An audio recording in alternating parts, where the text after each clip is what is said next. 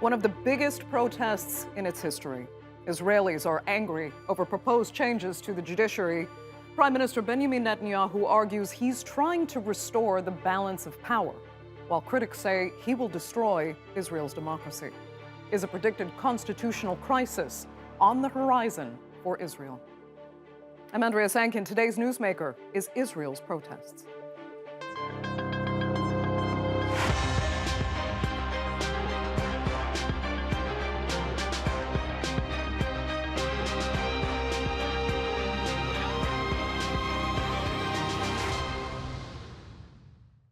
For over 2 months now, hundreds of thousands of Israelis have demonstrated against a contentious government plan to overhaul the judiciary.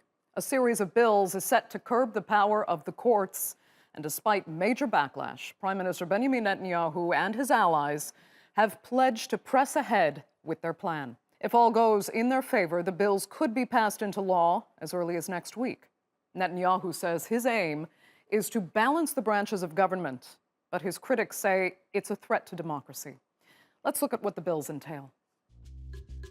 There are 3 main elements to the government's judicial reform plan. Currently, the Supreme Court can strike down any law that it finds unconstitutional. This is a point of contention as Israel doesn't have a constitution. Instead, has a quasi-constitution of basic laws. With the reforms, the Knesset would be able to override the Supreme Court's decision on basic laws, with a simple majority of 61 votes out of the 120-seat Knesset, giving the power back to the government. The second change would take away the Supreme Court's ability to make decisions on the grounds of so-called reasonability. The court used this in January when it ruled that the appointment of Aryeh Deri as a government minister was highly unreasonable due to his past criminal convictions. And finally, the legislation would give the government effective control over appointment of judges. Currently, judges are chosen by a committee of 9 members, including 3 Supreme Court judges, 2 Israel Bar Association representatives, and 4 ministers and Knesset members.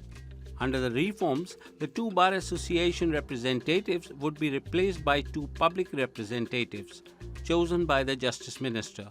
This would give the sitting government a majority of the votes for selecting judges. Well, several polls have found that a majority of Israelis oppose the changes, including around half of those who voted for Netanyahu's Likud party.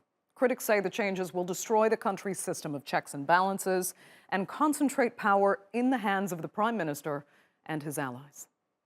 I'm here to demonstrate and to sound my voice against the dictatorship that they are established here in the name of the so-called law, judicial reform. It's not a judicial reform, it's a revolution that's making Israel go to full dictatorship. I'm here to protest against the reform in the law and to protest against our Prime Minister that we call him Crime Minister.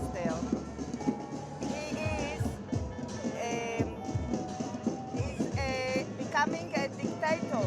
We are protesting because if not, it's like compliance, and we will never agree to have democracy abolished in this country. It's really important that we raise awareness all around the world. So Israel is now facing one of its worst domestic crises. Beyond the protests turning violent, opposition has surged across Israeli society. Business leaders and legal officials are speaking out against the changes. Israeli President Isaac Herzog called on Netanyahu's government to abandon the proposed legislation in favor of a model with broad national support. Now, critics also say Netanyahu, currently facing corruption charges, could be constructing an escape route from his trial. Netanyahu denies that. And in a move that has sent shockwaves through the country, last week, 37 reservist pilots said they would skip a training day to protest the plan. The unprecedented opposition from military ranks is particularly jarring as Israelis widely see their conscripts as above politics. Right now, those reservists that raise the red flag are not risking the security. They are participating in the reserve. They are doing all the duties All they're doing is they are demonstrating, and they are telling the government, hold it. If you go ahead with this aggressive legislation, which in our opinion will turn Israel into a non-democratic state, we're going to have a problem to participate in the army. So this is the moment to raise this red flag, and I admire those pilots for having done so.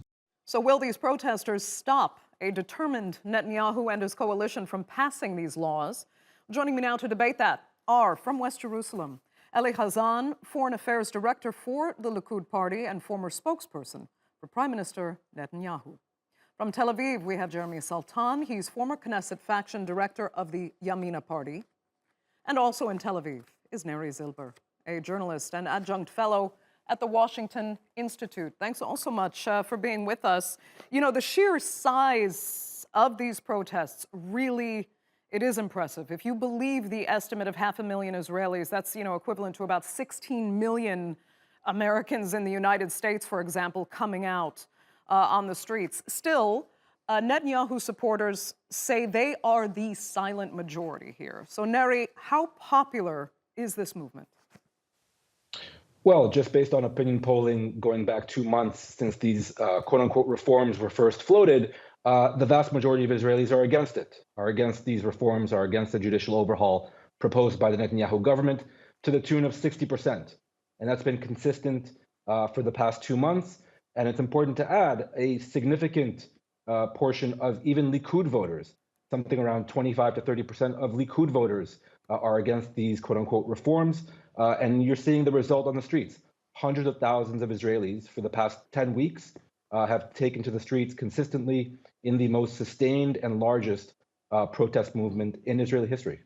Okay, Eli, let me just ask you if you believe the estimates as cited by Neri are correct. First of all, there is no doubt. There are many Israelis who are in the streets protesting against the judicial reform. But you tend to forget, he spoke about polls in Israel.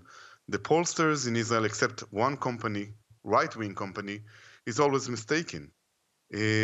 More than that, you mentioned nearly 500,000 people, but don't forget, nearly 2.5 million Israelis voted for Netanyahu while we promoted or we offered the judicial reform. More than that, many of the leftists in Israel are in favor of the judicial reform, but in a different context.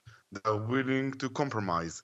Unfortunately, the extreme leaders of these demonstrators, such as former Prime Minister Ehud Barak, such as Ehud Olmert, former Prime Minister himself, they're not willing to do it. And this is why we are in a kind of a dead end, but we have a strong majority of 64 seats. Okay, Eli, then correct me if I'm wrong. It sounds like you at least think the government should negotiate, should compromise.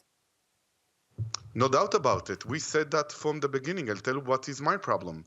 That first of all, some of the demonstrators, not all of them, they do not accept the election results. It's not about the judicial reform, it's about the election results.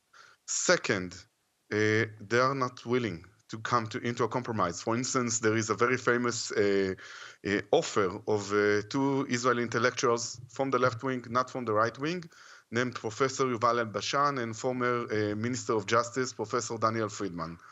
And they offered our proposal. We said, okay, this is a beginning of a negotiation. And there is no other one on the other side that is willing to start a negotiation because they are saying, stop the legislation. There is no need to do it. Okay. Jeremy, let me get to you because you do see as well room for compromise if all parties were to sit down and engage. Tell me what compromise you would have in mind that could, get past this kind of polarization. Well, I think there are a number of ones on the table. One of them is, of course, President Herzog, who is trying to put together an outline. Another one is Eli Hazan just mentioned, is the El-Bashan-Friedman outline, which actually was discussed today in the Constitution Committee inside the Knesset. Unfortunately, opposition leaders went ahead and attacked the two gentlemen that, or I should say three actually overall, that put together that outline. And again, I just don't find that to be productive. I think also the opposition putting preconditions in terms of stopping legislation before going to the table is also a move that is not very helpful and is counterproductive.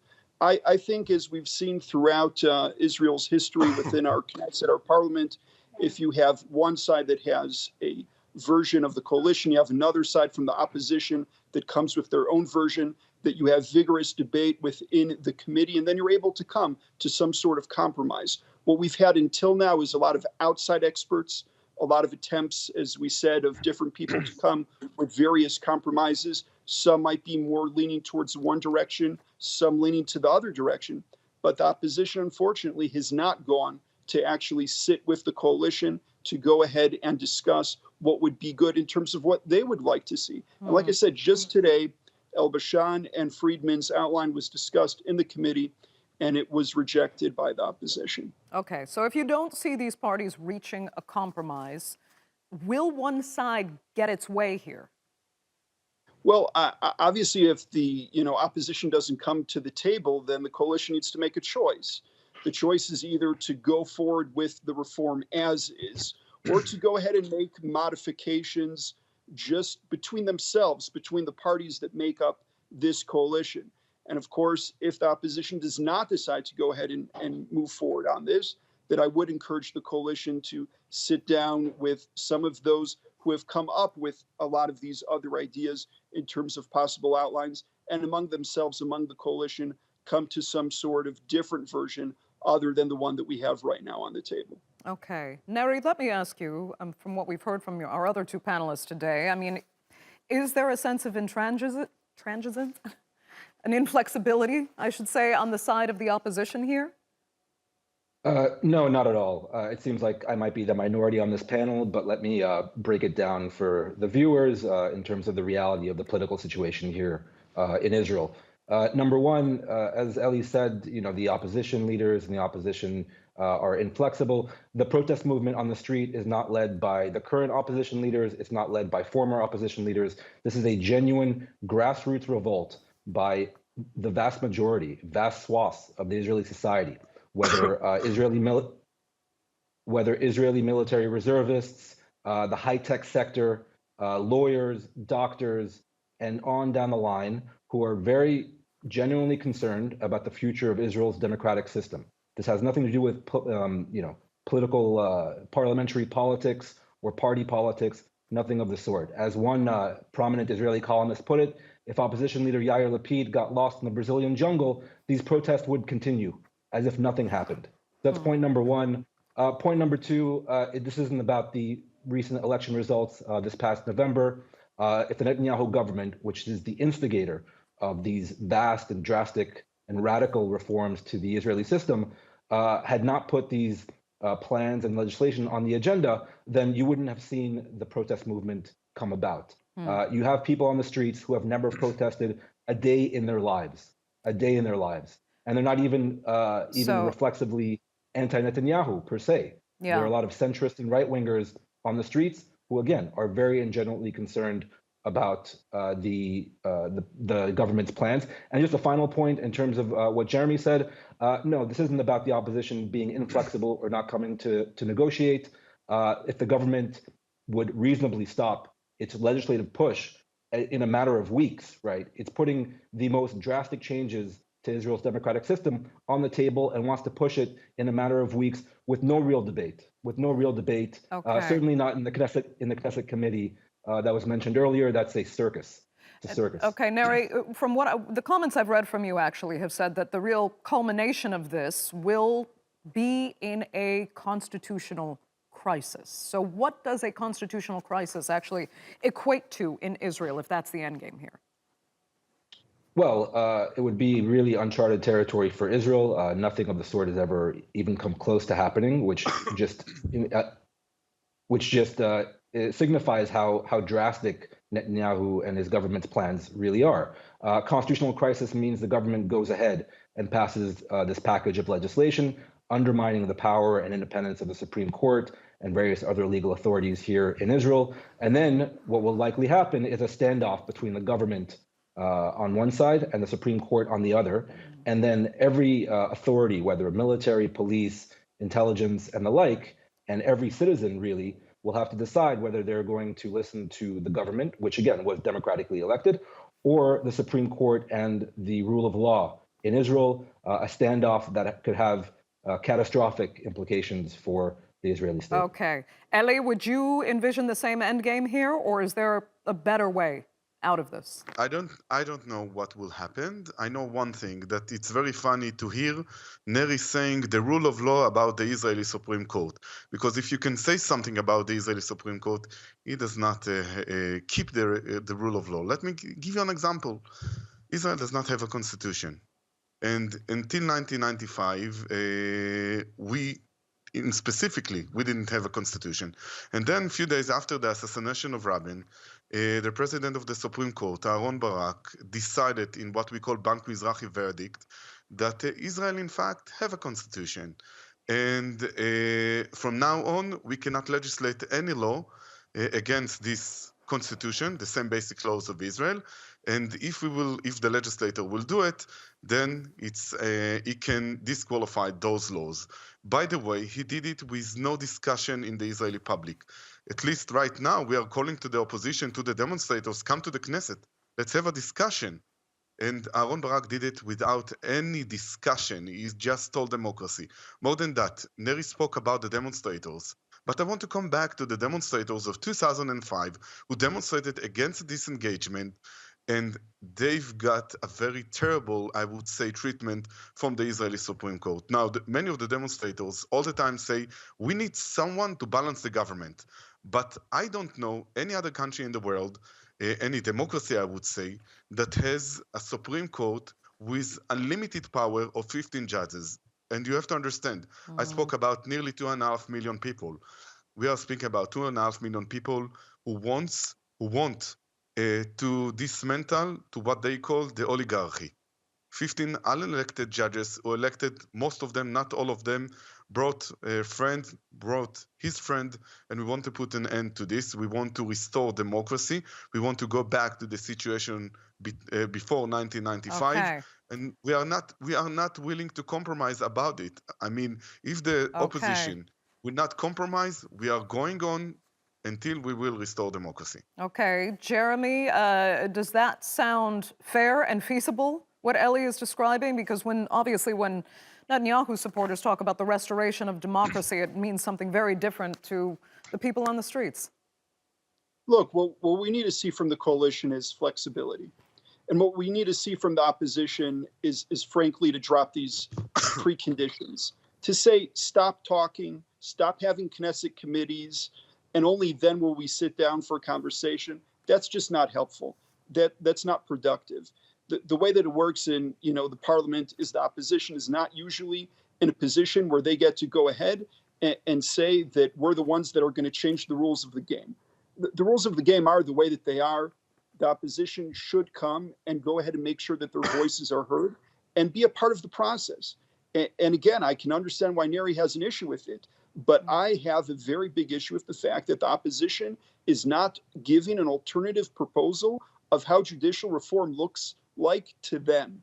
We know what the coalition has put forth in terms of what they think. The opposition has not said that. Now, I know within the opposition, there is a minority that says that there should be no judicial reform, but a very, very big amount within the opposition do want to see judicial reform. Okay. But they're not putting a plan on the table. Drop the preconditions, go to the table, and come to a compromise. It's not a very complicated situation. The formula is obvious. Oh, okay. Neri, if you just want to comment quickly on that last statement there, that the formula is so obvious, because if it is, why isn't it being carried out? No, the formula isn't obvious because the Netanyahu coalition wants to assert powers over every other branch of the Israeli government system through these legislative agendas. And so the formula, you can't have a half a democracy or half a tyranny. I would argue that even under the Israeli system, the Supreme Court has been, shall we say, quite shy about striking down certain laws and certain government decisions. It's not a tyranny of the justices, as was relayed earlier. I would argue that if these laws are passed, it would very easily and very quickly turn into a tyranny of the majority, the parliamentary majority here in Israel, with no real effective check on government decisions or legislation coming out of the Knesset. That it was a very, very dangerous situation to put Israel in. Let me ask you, though, I mean, the fundamentals here for, an audience outside of Israel, is there something fundamentally wrong with the system as it is? Are judges, as Netanyahu argues, in some senses, unbalanced and unchecked? Look, even Prime Minister Netanyahu, as of a few years ago, was the biggest defender and the biggest champion of the Supreme Court, especially. He said the Supreme Court was the body armor for Israeli democracy, whether domestically and definitely internationally. And now, in recent years, he himself has gotten into a bit of legal trouble, as I'm sure your viewers are aware. He's on trial right now in Jerusalem District Court on a slew of corruption charges. And lo and behold, he himself, and through his now recently elected coalition government, are now trying to destroy the Israeli judicial and legal system as the Supreme Court. I would argue there's a correlation between those two developments. And Eli, I know that is an argument you've heard, that this trial is lingering in Netanyahu's mind, that he would have liked to have had the power to stop the judiciary from ruling against him in the first place, and that a lot of this is kind of personal for Netanyahu to dismantle the very system. First of all, I want to refer to two things that Neri has said. First of all, he said that the Supreme Court is allegedly shy. You know, I was advisor to the Minister of Education, and many times when we wanted to promote something we promised to the people during the election, he was very afraid of the Supreme Court. For instance, we wanted to promote an initiative, and I told him, let's promote it. It was 2009. And he said, wait a second, ask the legal advisor of the office, because the Supreme Court may disqualify it. So the Supreme Court in Israel is not shy.